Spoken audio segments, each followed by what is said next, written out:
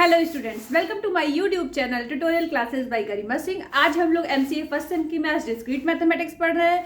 इसमें हम लोग की यूनिट 5 चल रही है, जो सिलेबस की लास्ट यूनिट है। और इसमें आज का टॉपिक है हमारा पॉलिया इनुमरेशन मेथड। ठीक है, तो इसको पढ़ने से पहले अगर आपने चैनल को लाइक और सब्सक्राइब ना करा हो तो प्लीज़ कर दीजिए। और आइए देखते हैं क्या होता है हमारा पॉलियाज काउंटिंग थ्योरी या पॉलियाज इनुमरेशन थ्योरम या पॉलियाज इनुमरेशन मेथड, सारी एक ही चीजें हैं। तो इसको पीईटी से भी डिनोट करते हैं, मतलब शॉर्ट में बोलते हैं।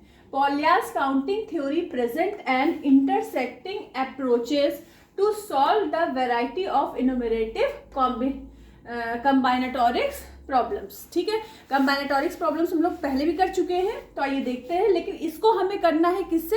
पॉलिया इनुमरेशन मेथड से। सपोज एस कोई सेट है जिसमें नंबर ऑफ एलिमेंट्स कहाँ तक हैं? एन तक है।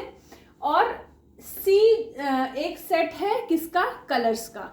तो एस में जो एलिमेंट्स हैं उसे हमें सी कलर से क्या करना है? कलर करना है। समझ रहे हो? इन एलिमेंट से कलर करना है किन पे? एस के एलिमेंट्स पे। We have to colour the objects in S. Suppose G is a group of permutation of S. G क्या है? परमुटेशन है। G is a group of permutation. G क्या है? ग्रुप ऑफ परमुटेशन है। और किन एलिमेंट्स का? जो एलिमेंट सेट एस में दिए हुए हैं। Then the question is how may colour pattern are there. Question क्या है कि कैसे कलर पैटर्न होगा। ठीक है, तो अब ये इसका फॉर्मूला दिया हुआ है पॉलियाज काउंटिंग थ्योरी का। क्या है? P G. पी किसका नोटेशन है? परमुटेशन का। जी ग्रुप का। F1 F2 Fn क्या है? फंक्शन है। 1/G। Sigma belongs to G. उसके बाद ये समेशन का भी साइन है। I is equal to 1 to n। जहां पे भी I है वहां पे वैल्यू कहां से कहां तक आ सकती है? 1 से लेके n तक।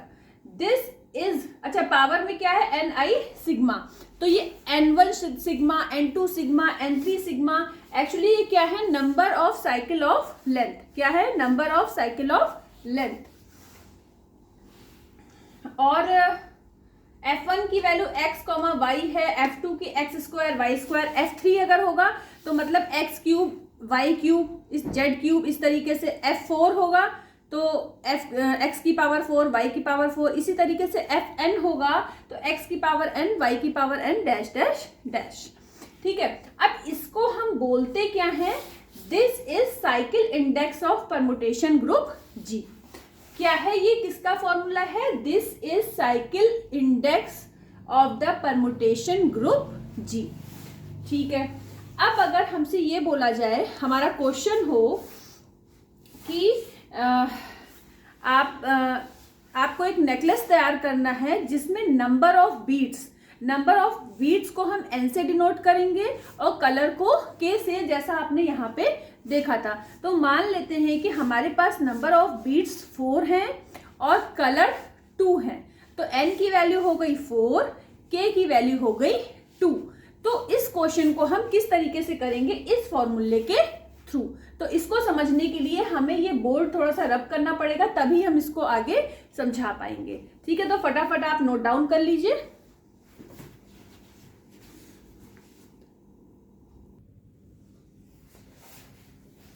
आइए अब देखते हैं इसका एग्जाम्पल। बहुत ही इंटरेस्टिंग एग्जाम्पल है जिसके बारे में हमने आपको बताया कि 4 बीट्स हैं।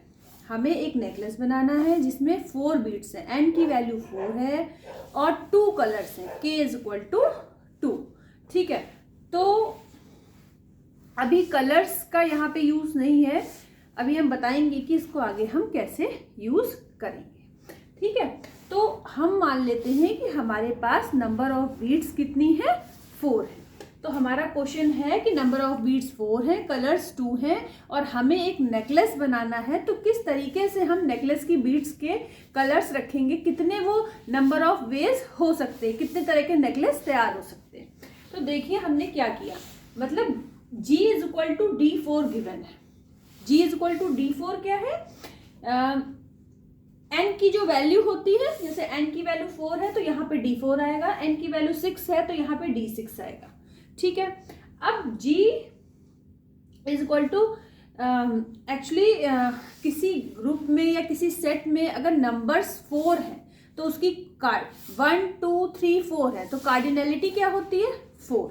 ठीक है, तो actually G is equal to हमारा होता है 2n। ठीक है, 2n और इसको हम बोलते हैं d की पावर d4।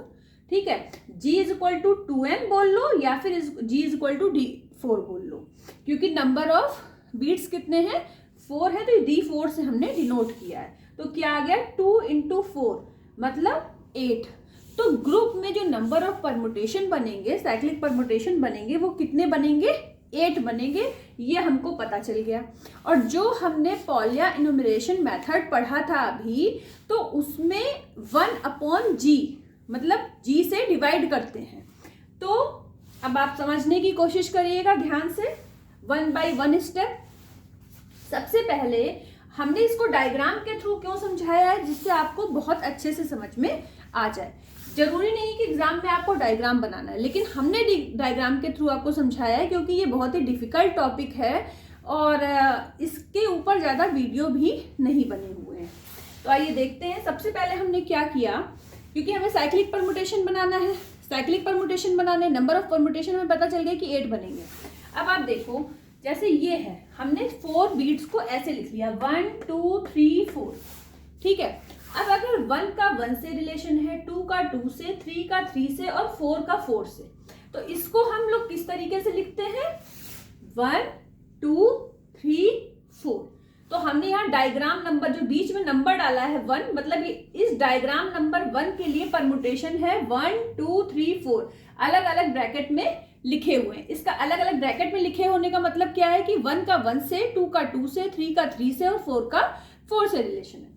ठीक है, अब उसके बाद सेकेंड डायग्राम पे आ जाइए, सेकेंड पे आ जाइए। यहाँ पे भी देखिए 1 2 3 4 ऐसे लिखा है। ठीक है, अब 90 डिग्री पे देखिए 1 2 3, यहाँ पे जो एंगल बन रहा है वो कितना बन रहा है 90 डिग्री का। फिर 2 और 3 के बीच 90 डिग्री का, 3 और 4 के बीच 90 डिग्री का, 4 और 1 के बीच 90 डिग्री का। तो इसको हमने बना लिया, कैसे लिखा इसको हमने 1 2 3 4, मतलब 1 का कनेक्शन 2 से, 2 का 3 से, 3 का 4 से और 4 का फिर से 1 से। ठीक है, तो ये हमारा एक साइक्लिक परमुटेशन बन गए। तो 2 परमुटेशन बन गए, 2 फिगर आपने देख लिए। अब हमने थर्ड पे लिया है, अगर हम 180 डिग्री एंगल ले लें, 180 डिग्री पे रोटेट करें, तो 180 डिग्री का मतलब है यहाँ पे 90 हो गया था, इस जगह पे 180।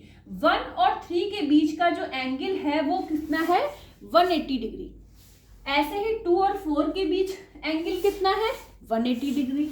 तो 1 का 3 के साथ बना दिया 180 डिग्री पे, 1 का 3 के साथ और 2 का 4 के साथ। तो ये थर्ड वाला जो डायग्राम है, ये अंदर जो हमने नंबरिंग करी है 3 1 2 3, ये डायग्राम नंबर 1 2 3 4 है। ठीक है, तो एक साइक्लिक परमुटेशन हमारा ये तैयार हो गया। अब उसके बाद हम 4th नंबर पे आ जाते हैं। 4th नंबर पे हमने क्या किया, एंगल को 270 कर दिया, 270 पे रोटेट कर दिया इसको। और जब हमने 270 पे रोटेट कर दिया, तो अब आप देखो यहां तक 90 था, फिर 180, फिर 270। तो 1 का 4 से, 4 का 3 से, 3 का 2 से, 2 का 1 से, ऐसे हो गया कनेक्शन 1 4 3 2 और अगेन 2 का 1 से। उसके बाद ये तो हो गए। अगर 360 पे आ जाएंगे तो 360 पे हमें वापस से ये पहला वाला डायग्राम मिल जाएगा। तो इसको हमें कर चुके हैं तो इसलिए नहीं करेंगे। अब देखिए इस वाले डायग्राम को देखिए 1 2 3 4। अब इसमें हमने मिरर इमेज बना दी, यहां से मिरर इमेज, ये देखिए डॉटेड लाइन है, ये हमारी मिरर इमेज है। अगर हम इसको ध्यान से देखिएगा, इसको अगर हम जैसे ये है, ठीक है, इसको हम ऐसे मोड़ दें, इसको हम ऐसे मोड़ दें, तो 1 का 2 के साथ, 2 का 1 के साथ, 3 का 4 के साथ, 4 का 3 के साथ। ठीक है, अब देखिए आ जाइए डायग्राम नंबर 6 पे। अब डायग्राम नंबर 6 पे मिरर लाइन हमने इस तरीके से ड्रॉ करी है। तो जब मिरर लाइन ऐसे है, मिरर लाइन यहां बनी हुई है, इस जगह पे बनी है मिरर लाइन, ठीक है, तो हमने इसको ऐसे कर दिया। जब हमने इसको ऐसे कर दिया तो 1 का 4 से, 4 का 1 से, 2 का 3 से, 3 का 2 से, ये वाला कंप्लीट हो गया डायग्राम नंबर 6। अब हमने मिरर लाइन ऐसे बना दी, दोनों वर्टेक्स से 2 और 4 को लेते हुए ऐसे बना दी। अब जब मिरर लाइन जहां पे बनी होती है वहीं से हमको इसको मोड़ना होता है। अब मिरर लाइन हमारी देखिए यहाँ पे है, तो अगर हम इसको मोड़ेंगे ऐसे तो 1 का 3 से, 3 का 1 से होगा। जब लेकिन इसको मोड़ रहे हैं तो ये आपस में उसी प्लेस पे है, ध्यान दीजिएगा। इसको हम मोड़ रहे हैं तो ये इसकी जगह, तो ये 1 का 3 से, 3 का 1 से है, लेकिन इन पे कोई फर्क नहीं पड़ रहा। 2 का 2 से है और 4 का 4 से, 2 का 2 से, 4 का 4 से, केवल 1 का 3 से और 3 का 1 से है। ठीक है, ऐसे ही ये लास्ट वाला जो हमने लिया, अब मिरर लाइन हमने इस तरीके से ले ली। फिर से आप इसको ऐसे फोल्ड करो ऐसे, तो क्या होगा 2 का 4 से, 4 का 2 से हो जाएगा, लेकिन 1 और 3 पे फर्क नहीं पड़ेगा। 1 का 1 से रिलेशन और 3 का 3 से रिलेशन, वो ये लिखा हुआ है। ठीक है, अब हमें क्या, ये तो हमने बता ही दिया g is equal to 2n होता है, तो जो भी n की वैल्यू होती है उसमें हम 2 से मल्टीप्लाई कर देते हैं, तो हमें g का नंबर मिल जाती है, g की वैल्यू मिल जाती है। और g is equal to d4 भी होता है, और d4 हमारा कितना गिवन है, d4 की ये g इज इक्वल टू क्या आ गया, 8 आ गया। तो g is equal to d4, और ये जो हमने निकाले हैं ये भी कितने हैं, 8 ही हैं। ठीक है, अब हम देखिए, इसको हमने आपको पूरे को समझा दिया, यहाँ पे हमने ये लिख भी दिया। अब हम ये इसकी जगह पे हमने ये कैसे लिख दिया। ठीक है, जब ये सिंगल सिंगल नंबर होते हैं, 1 का 1 से कनेक्शन मतलब f1 की बात की जा रही है, 2 का 2 से फिर से f1, 3 का 3 से फिर से f1, 4 का 4 से फिर से f1, तो कितने f1 हो गए, f1 into f1 into f1 into f1, f1 की पावर 4। अब अगर 4 आ जाए नंबर एक साथ तो उसे हम बोलेंगे f4, एक number f1, 4 number f4, 3 number f3, 2 number f2। तो यहाँ पे क्या आ गया, f4। अब ये देखिए 2 2 के ग्रुप में लिखे हुए नंबर 1 3 2 4, तो ये क्या हो गया f2 इंटू f2, तो f2 का स्क्वायर हो गया। फिर से यहाँ पे 4 नंबर है तो फिर से ये f4 है, f4 लिख दिया। अब इनको देखिए f2 इंटू f2, f2 का square, f2 into f2, f2 का स्क्वायर, फिर f1 into f1 into f2, तो f1 का स्क्वायर f2 प्लस f1 का स्क्वायर f2। अब इन सबको ऐड कर दीजिए जो भी ऐड हो रहे हैं, तो f1 की पावर 4। अब f4 कितने हैं, ये 2 f4 हैं तो 2 f4, f2 स्क्वायर कितने हैं, 3 है तो 3 f2 स्क्वायर, और ये 2 हैं तो 2 f1 स्क्वायर f2। अब क्या करना है, पुट करना है f1 is equal to x plus y, ये हमने आपको बताया था ना, f1 is equal to x comma y, बिना पावर वाले लेने हैं। f2 क्या होता है, x square y square z square, f3 x cube y cube z cube, f की पावर 4 एक्स की पावर 4 वाई की पावर 4। लेकिन अब यहाँ वैल्यूज कैसे पुट करनी है, f1 की जगह x प्लस वाई, f2 की जगह x square plus y square, और f4 की जगह x की पावर 4 y की पावर 4। तो ये वैल्यूज हमने पुट कर दी। अब इस वैल्यूज को पुट करने के बाद इस पूरे को सॉल्व कैसे किया जाएगा, जो कर सकते हैं वो अपने आप सॉल्व कर लेना, नहीं तो इस लाइन के बाद ये लाइन कैसे आई, ये सॉल्व करने पे आई है, ये हम आपको डिस्क्रिप्शन बॉक्स में भेज देंगे। ठीक है, तो इसको सॉल्व कैसे करोगे वो तरीका हम आपको बता देते हैं। जैसे x प्लस वाई की पावर 4 है तो उसको आप लिख लेना x प्लस वाई का square into x plus y का स्क्वायर, फिर x प्लस वाई का होल स्क्वायर ओपन कर दोगे तो x square plus y square plus 2xy, ऐसे ही x square plus y square plus 2xy, फिर उन दोनों को आपस में मल्टीप्लाई करोगे। ठीक है, तो 3 टर्म है, 3 टर्म को 3 टर्म से मल्टीप्लाई करोगे तो 9 टर्म्स आएंगे। जब इसको सॉल्व करोगे तो कितने टर्म्स आएंगे, 9 टर्म्स आएंगे। इसमें 2 टर्म्स आएंगे, सीधे मल्टीप्लाई कर देना है 2 का। इसमें क्या करना है, अब यहाँ पे x प्लस वाई का होल स्क्वायर का ही फॉर्मूला लगेगा, बल्कि x और y की जगह पे एक्स स्क्वायर वाई स्क्वायर है, तो जब इसका होल स्क्वायर खोलोगे तो क्या आएगा, x की पावर 4 प्लस y की power 4 plus 2x square y square. इसका स्क्वायर खोल देना, 3 से मल्टीप्लाई कर देना। इसमें क्या करना है, x प्लस वाई का होल स्क्वायर ओपन करोगे फिर जो भी वैल्यू आएगी उसमें इस वाले से मल्टीप्लाई कर दोगे, ठीक है। तो सारे टर्म मिल जाएंगे। फिर उसमें x की पावर 4 वाले 8 टर्म्स आएंगे, y की पावर 4 वाले 8 टर्म्स आएंगे, x स्क्वायर y स्क्वायर वाले 16 टर्म्स मिलेंगे, x क्यूब y वाले 8 टर्म्स और x y क्यूब के भी 8 टर्म्स।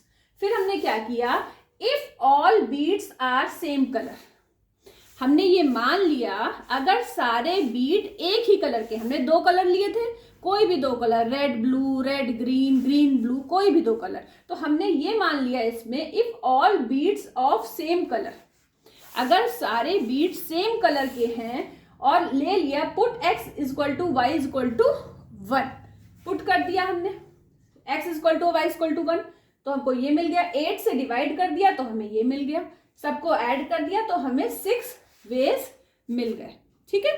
तो कितने तरीके से हम उसको बना सकते हैं ना, कितने तरीके से उन बीड्स पे हम कलर जो है क्या था क्वेश्चन, हम आपको बता देते हैं कि क्वेश्चन था, करना क्या था हमें कि count the number of ways to arrange beads on necklace. तो हमें नंबर ऑफ वेज काउंट करने थे, कितने तरीके से हम नेकलेस में अरेंज कर सकते हैं। तो वो नंबर ऑफ वेज हमारे क्या आ गए, 6 वेज। नंबर ऑफ बीड्स क्या थी 4, कलर्स क्या थे 2।